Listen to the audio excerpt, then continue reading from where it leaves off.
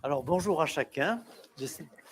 Alors bonjour à toute la famille de Mélanie, à Mélanie, aussi à ceux qui sont venus de passage, à ceux qui sont aussi venus exceptionnellement, à tous les frères et sœurs de cette église.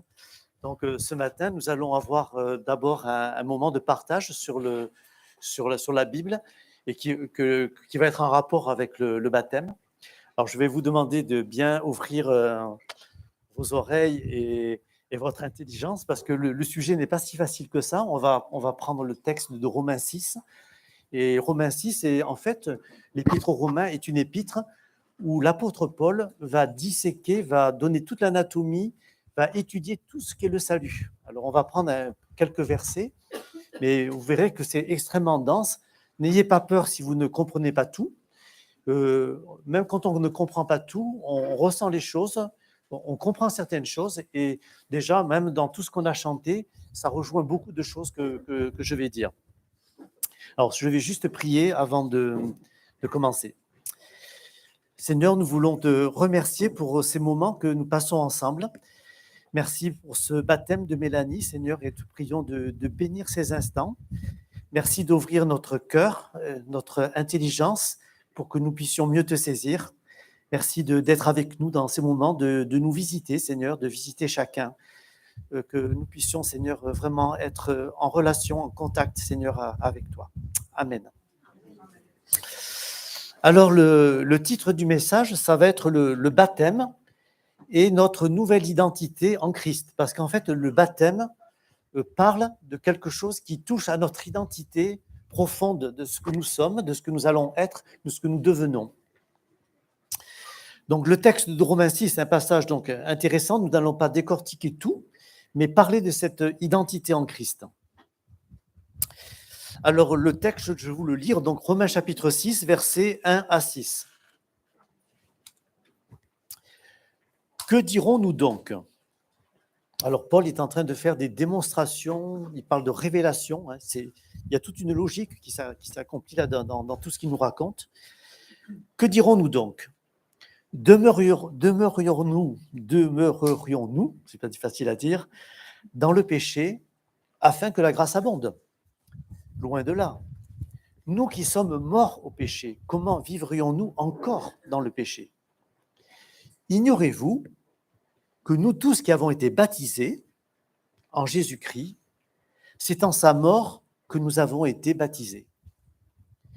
Nous avons donc été ensevelis avec lui par le baptême en sa mort, afin que, comme Christ est ressuscité des morts, nous, de même, nous aussi, nous marchions en nouveauté de vie, par la gloire du Père, j'ai oublié.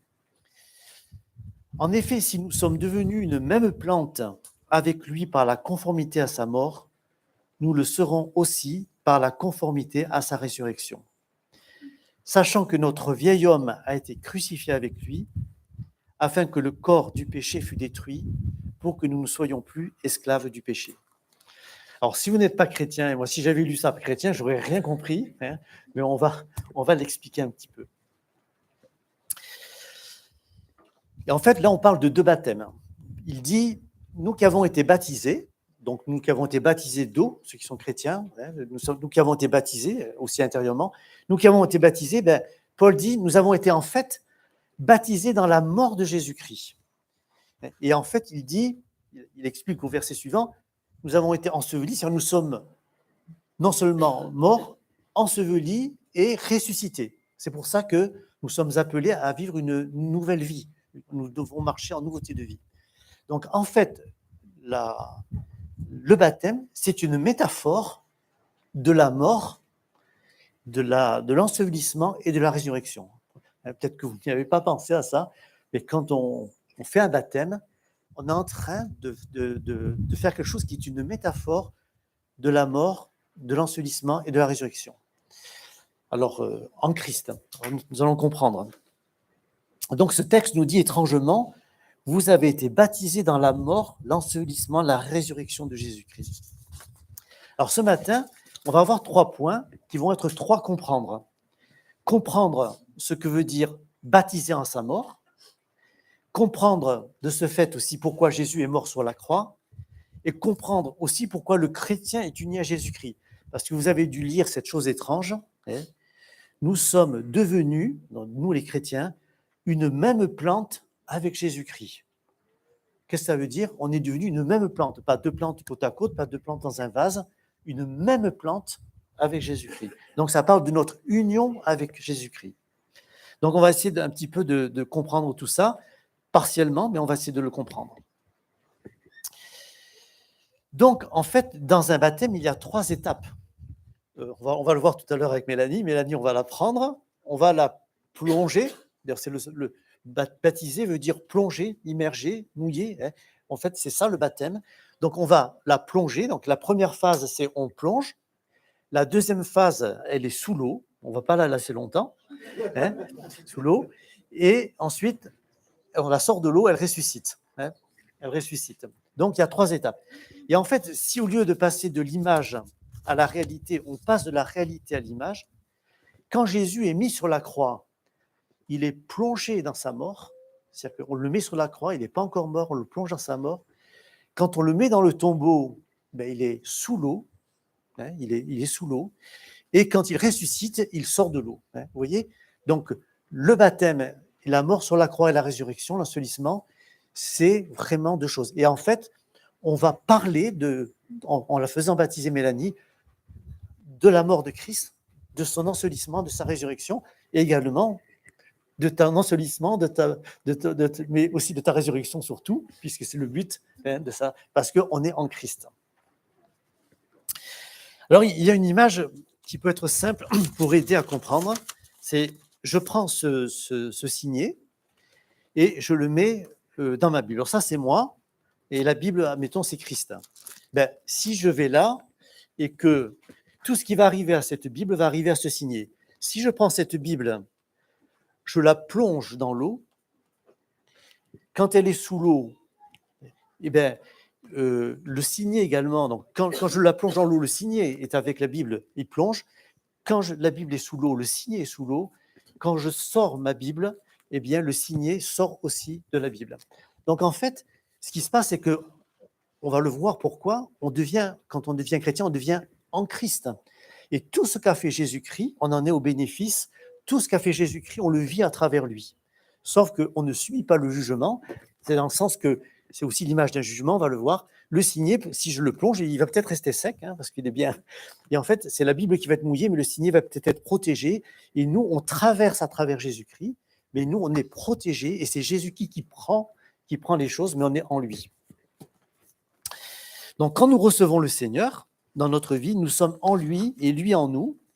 Nous sommes incorporés à Jésus, comme ce signet. Et donc, nous sommes bénéficiaires, donc, comme je l'ai dit, de tout ce qu'a fait Jésus-Christ. Il nous transporte à travers lui. Partout où je bouge cette Bible, le signet bouge avec. Alors, il y a une chose qui peut nous aider, c'est ce qui s'est passé avec les Hébreux, parce que tout le monde a vu les 10 commandements, en général, dans sa vie, plus ou moins.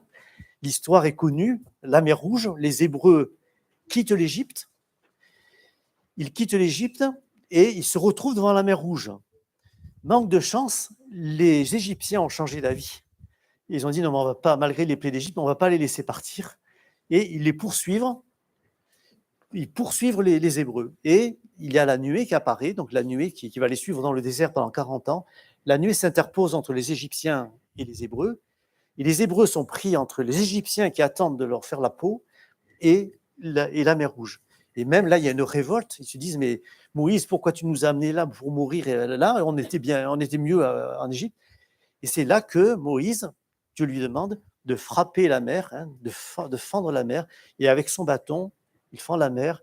Et la mer est frappée et la mer Rouge s'ouvre. C'est inouï. Et Dieu fait un passage à travers la mer Rouge pour que le peuple passe. Et le peuple passe. Et après, une fois qu'il est passé, si vous avez eu du commandement, la nuée laisse passer les Égyptiens passent, et ils sont recouverts par la mer, ils subissent le jugement.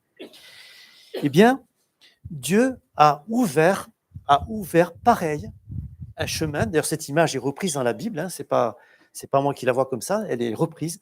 Dieu a ouvert un chemin vers le royaume de Dieu en passant à travers le sacrifice de Jésus-Christ, à travers sa mort expiatoire et sa résurrection. Il nous a fait passer par là. C'est la porte, c'est le chemin. Et quand on va traverser Jésus-Christ, tout comme les Hébreux ont traversé la mer Rouge. Donc Dieu a frappé la mer Rouge, qui s'est ouverte pour ouvrir un chemin, c'est inouï. Mais encore plus inouï, c'était l'image de quelque chose qui se passerait plus tard. Dieu a ouvert un chemin pour que nous soyons sauvés d'autre chose, non pas des Égyptiens, mais du péché, du jugement, de la condamnation, parce que nous sommes pécheurs et notre péché nous sépare de Dieu. Il a ouvert un chemin à travers Jésus-Christ. Donc là, peut-être, vous avez compris le premier point.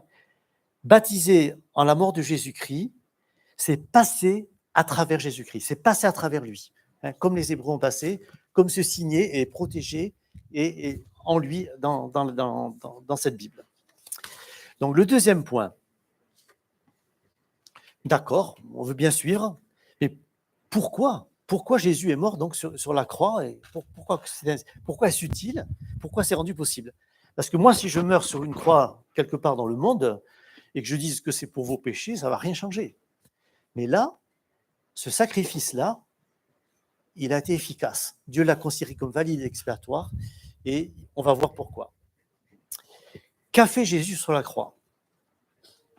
Alors, il y a un verset que j'aime bien. Alors, c'est qu'un des aspects de la croix, parce que quand on voit toute l'œuvre de la croix, c'est beaucoup plus compliqué que ce que je vous dis, mais c'est quelque chose d'extraordinaire, hein, le plan de Dieu là-dessus. Mais on va voir seulement un verset, c'est en 2 Corinthiens 5, 21, puisqu'en Romains 6, il ne l'aborde pas là, à cet endroit-là, que je vous lis. Il nous est dit, nous faisons donc les fonctions d'ambassadeur pour Christ. Alors, c'est un peu ce que je fais ce matin, fonction d'ambassadeur pour Jésus-Christ. Comme si Dieu exhortait par nous, parce qu'il nous a mandatés pour ça, hein, il est la lumière du monde, mais maintenant les chrétiens sont la lumière du monde, comme si Dieu exhortait par nous, nous vous en supplions, hein, soyez réconciliés avec Dieu. Hein, soyez réconciliés avec Dieu. Alors là, il explique pourquoi, celui qui n'a point connu le péché, donc de Jésus-Christ qui n'a point commis le péché, Dieu le Père l'a fait devenir péché pour nous, afin que nous devenions en lui justice de Dieu. Voilà. Alors on va essayer d'expliquer ça. Mais avant de l'expliquer, je vais vous parler de Top Gun. Je pense que vous avez peut-être vu Top Gun, le nouveau Top Gun, je suis allé le voir. Il est vraiment très bien. Et dans les films, en général, le héros, c'est celui qui est le sauveur. Il sauve les autres ou il sauve le monde. Et parfois, c'est au sacrifice de sa vie, ou en tout cas, il prend tous les risques sur sa vie pour sauver le monde. Et dans Top Gun, Maverick, Tom Cruise, il est devenu instructeur. On le choisit pour être instructeur d'une élite, de tous les meilleurs pilotes, parce qu'ils vont devoir avoir une mission qui va consister, à travers les montagnes, à aller détruire un endroit où il va y avoir un risque nucléaire pour le monde. Ils doivent arriver à temps avant qu'on amène les différents matériaux, donc il doit arriver pour détruire ce site. Or, ce site, il est protégé dans la montagne par des missiles partout, par des avions, et c'est une mission suicidaire. Ils n'ont aucune chance d'en revenir, en apparence. Maverick, qui aime ses pilotes, a trouvé une solution. Hein. Il va passer dans les vallées très basses, au-dessous des missiles. Il y a un chronos qui est compliqué, et ils vont arriver à détruire. Sauf qu'il les entraîne pour ça, qu'ils n'y arrivent pas. C'est très compliqué, donc il les entraîne pour ça, ils n'y arrivent pas. Et donc, Maverick, Tom Cruise, va lui-même accomplir l'exploit, avant de l'accomplir dans la réalité, s'impliquant lui-même et en ouvrant le chemin. Il ira avec eux et devant eux, il va être le premier pour rendre possible non seulement cette mission, mais pour qu'ils reviennent tous vivants. Il faut voir le film et vous verrez si lui s'en sort ou pas.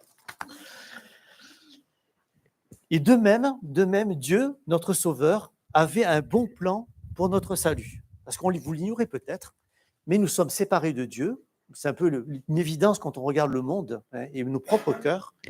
Nous sommes séparés de Dieu et malgré notre péché, Dieu voulait nous sauver et nous ramener à lui, nous réconcilier comme on l'a lu tout à l'heure. Mais comme les meilleurs pilotes et malgré les instructions et l'entraînement, malgré même toute la loi de l'Écriture, nous étions sans espoir de nous sauver. Jésus, c'est notre héros qui va ouvrir le chemin, nous précéder et rendre possible ce salut. De plus, il sort vivant en ressuscitant et il nous entraîne avec lui dans sa victoire sur la mort. Alors, on revoit ce 2 Corinthiens 5, 21. Donc, celui qui n'a point connu le péché, donc Jésus n'a point connu le péché. Moi, si je meurs sur la croix, ça ne va rien changer.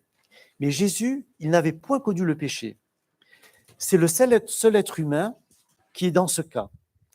Pourquoi ? Parce que c'est Dieu lui-même qui est devenu l'un de nous. Dieu a voulu se faire humain. Alors ça, vous allez vous dire, mais c'est le christianisme, toute la chrétienté croit ça, les orthodoxes, les catholiques. Dieu s'est fait homme. C'est quelque chose d'hallucinant. Mais on a de bonnes raisons de croire à cette histoire. Déjà, je vous ai dit, l'image de la mer Rouge, c'était une image de ce qui allait se passer à la croix, mais l'Écriture est pleine d'images qui nous parlent de Jésus-Christ. C'est le tampon de Dieu. Il nous a annoncé les choses d'avance pour qu'ensuite on puisse se confier dans cette parole, parce que nous, on ne l'a pas vu tout ça. Mais on a de bonnes raisons de croire, et je suis le roi des incrédules, j'étais comme ça, mais à 20 ans, je me suis converti, bien que je sois incrédule, et vraiment, je sais pourquoi je crois à ça, et de le croire véritablement. Ce n'est pas une bonne chose que je me suis dit, ça serait bien de croire à ça. On sait pourquoi on croit. Donc Jésus, il n'a point connu le péché. Qui était-il donc ? Le Fils de Dieu, le Fils de Dieu, Dieu s'est incarné parmi les hommes. Le péché, c'est quoi ? C'est de faire quelque chose qui n'est pas bien, qui n'est pas pur, qui n'est pas saint, qui n'est pas juste, en pensée ou en action. Être sans péché, c'est être parfait. Alors, est-ce qu'il y a quelqu'un ici qui pense qu'il est parfait ? Je regarde les mains. Ah, non, c'est bon. Voilà. Donc, nous savons que nous sommes imparfaits. Mais Jésus, lui, il était réellement parfait et il aurait pu pécher. Il en avait la possibilité quand il était sur la terre. Il était réellement le Fils de Dieu et c'est ce qu'on appelle l'incarnation. C'est pourquoi Marie est devenue enceinte. Dieu a permis ça. C'était annoncé aussi dans les prophètes. C'est arrivé 7 siècles avant Jésus. Isaïe en parle. Il était question donc d'une femme qui allait être enceinte en étant vierge et qui allait mettre au monde un enfant qui s'appellerait Emmanuel. C'est dans Isaïe. Alors Jésus ne s'est pas appelé Emmanuel, mais Emmanuel, on le comprend, Emmanuel, ça veut dire Dieu avec nous. Et en fait, Isaïe, il était en train de nous dire, le Messie, qui est annoncé depuis toujours, le Messie, ça sera Dieu avec nous. Et c'est réellement ce qui s'est passé. Donc, cela paraît fou, mais pourquoi pas ? Dieu ne peut-il pas faire ce qu'il veut, lui qui est à l'origine de l'univers, de tout ce qui existe et de ma propre vie ? Dieu est devenu l'un de nous. Dieu le Père, donc, dans ce texte, dans ce verset, l'a fait devenir péché pour nous, afin que nous devenions en lui justice de Dieu. Ça veut dire que la croix, c'est un des aspects de la croix, c'est une substitution. C'est-à-dire que Jésus prend ma place et je prends aussi la place de Jésus. Et on prend souvent cette image d'un homme innocent qui viendrait, prendrait la place d'un condamné à mort, le condamné à mort sortirait libre et celui qui est innocent serait exécuté. C'est ça, l'image de la croix, de ce verset. Il nous fait devenir péché, afin que nous devenions en lui justice de Dieu. C'est lui qui porte la condamnation, c'est lui qui paye à notre place. Jésus est devenu l'incarnation du péché, le bouc émissaire. Il subit le jugement et la condamnation, non seulement de la part des hommes, mais aussi de la part de Dieu son Père. C'est pour ça que Jésus dit sur la croix, et quand j'étais jeune, je me moquais des chrétiens à cause de ce verset. Jésus a dit « Mon Dieu, pourquoi m'as-tu abandonné ?» Et moi, parfois, je rigolais en disant « Si Jésus a dit ça, c'est qu'il a échoué. » Il a même... Et pas du tout. C'est justement, il a prononcé cette phrase, annoncée 1000 ans avant par David dans le psaume 22, qui est un psaume qui parle de la crucifixion, avant qu'elle existe. Et Jésus a été abandonné du Père pour nous, et c'était important. Et Jésus a eu un double jugement. il y a comme une double croix dans la croix, c'est-à-dire qu'il y a ce que vous voyez les hommes, un homme sur une croix qui souffrait, qu'ils avaient mis, ils rigolaient, ils se moquaient de lui. Hein. T'as qu'à descendre de la croix, hein, puisque tu as fait des miracles, si tu es le Fils de Dieu, descends. Donc il y avait ce qu'on voyait, un homme. Mais dans ce qu'on ne voyait pas, dans l'invisible, Dieu était en train de juger, de condamner, de faire porter l'enfer sur son Fils. Hein. Et à ce moment-là, Jésus-Christ donc a apporté ce double jugement, celui des hommes en apparence, hein, mais celui de son Père qui jugeait son Fils à notre place. Il était donc à ce moment-là abandonné de son Père. Alors donc, Dieu a connu, moi ça m'a toujours aidé parce que la souffrance est un mystère et une difficulté dans nos vies, c'est la principale je trouve, pour croire en Dieu en apparence, mais c'est quand même bon de savoir que Dieu a connu la souffrance, que ce n'était pas du cinéma comme Top Gun. Le Père a souffert parce que ce n'était pas évident pour lui de faire ça, et Jésus a souffert dans deux dimensions, une dimension humaine, physique, mais dans une dimension spirituelle parce qu'il portait en même temps notre condamnation. Et à la croix, on a cette chose inouïe, c'est une intersection, c'est une rencontre du plus grand amour possible que la terre ait connu, celui d'un Dieu qui vient pour sauver sa créature en portant sur lui une condamnation, en s'offrant, et pour les gens qui sont en train de commettre le plus grand péché du monde, c'est-à-dire de mettre sur une croix l'homme le plus beau, le plus juste, qui a fait du miracle que des biens, qui l'ont condamné injustement, qui l'ont mis, ils ont fait le plus grand péché, et en plus, ils ont mis à mort leur créateur, puisqu'il nous est dit, même dans Jean, que Jésus-Christ, tout ce qui s'est fait ne s'est pas fait sans Jésus-Christ, il préexistait. Tout a été fait par lui, et rien de ce qui a été fait n'a été fait sans lui, nous dit l'apôtre Jean. Et Jésus-Christ a existé avant de naître, en esprit. Il existait, il s'est incarné, il a participé à la création du monde. Et on a mis notre Créateur, on l'a mis sur cette croix. Et donc, on a le plus grand péché du monde que l'humanité ait commis, a rencontré le plus grand amour du monde qui a été commis. Donc, vous avez compris cette deuxième comprendre. La croix, c'est Jésus qui mord à notre place pour nous sauver. C'est la mer Rouge qui est frappée pour un jugement. Et pour ceux qui veulent, ils passent de l'autre côté. Pour ceux qui ne veulent pas, ils subiront cette condamnation. Les Égyptiens ont été noyés. Et sans Jésus-Christ, sans traverser Jésus-Christ, l'humanité subit ce jugement. Et lui, il a pris à notre place. Alors pourquoi maintenant nous sommes unis, troisième point, à Jésus-Christ? Alors c'est ce texte de Romains 6, là que je reviens, étonnant. Nous sommes devenus une même plante. Nous sommes fusionnés avec Jésus-Christ. Comment comprendre ça? Continuons de comprendre. Donc nous avons vu que nous devons traverser à travers Jésus le jugement de Dieu, mais que nous sommes en lui protégés et que c'est Jésus qui subit le jugement. Nous avons vu que Christ est mort à notre place, et nous allons voir maintenant que Jésus habite notre être, et que c'est pour ça que nous sommes une même plante avec lui. C'est une image très forte, très surprenante. Alors pourquoi cela est possible? En fait, aux yeux de Dieu, le chrétien devient présentable devant Dieu, puisque maintenant mon péché n'est plus sur moi, mais il est crucifié, il est sur la croix. C'est Christ qui l'a porté, il a été condamné. L'obstacle qui me séparait de Dieu a été levé. Et non seulement mon péché a été enlevé, mais on l'a vu dans 2 Corinthiens 5, 21, la justice de Dieu m'a été donnée. C'est-à-dire que je suis recouvert de la pureté, de la sainteté, de ce qui était Jésus. C'est-à-dire que Jésus me recouvre. Donc, aux yeux de Dieu, il n'y a plus d'obstacle. Alors, qu'est-ce que fait Dieu? Il accomplit un plan assez inimaginable. C'est parce que le plan de Dieu, quand on voit depuis l'Écriture jusqu'à la fin, ça sera d'habiter avec nous. À la fin, on le voit dans l'Apocalypse, il habitera avec les siens. Mais même, il habite en nous. C'est-à-dire que nous sommes capables de devenir une habitation de Dieu par le Saint-Esprit. Donc, il y a eu cet échange. Et maintenant, chose étrange. Alors déjà, je vous ai parlé d'une chose étrange, c'est que Dieu est devenu un être humain. Mais maintenant, je vous dis cette chose étrange. Dieu, par le Saint-Esprit, troisième personne de la Trinité, est devenu quelqu'un qui peut habiter à l'intérieur de nous et qui m'apporte la présence de Christ.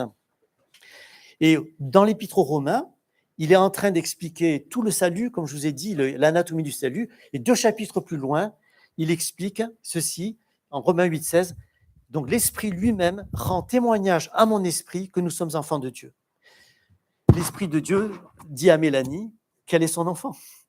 C'est-à-dire qu'elle sait que Dieu est son Père. Et quand on devient chrétien, nous avons ce témoignage intérieur, nous le sentons, nous le ressentons, nous le vivons par la foi, nous ressentons que nous sommes un enfant de Dieu habité par l'Esprit.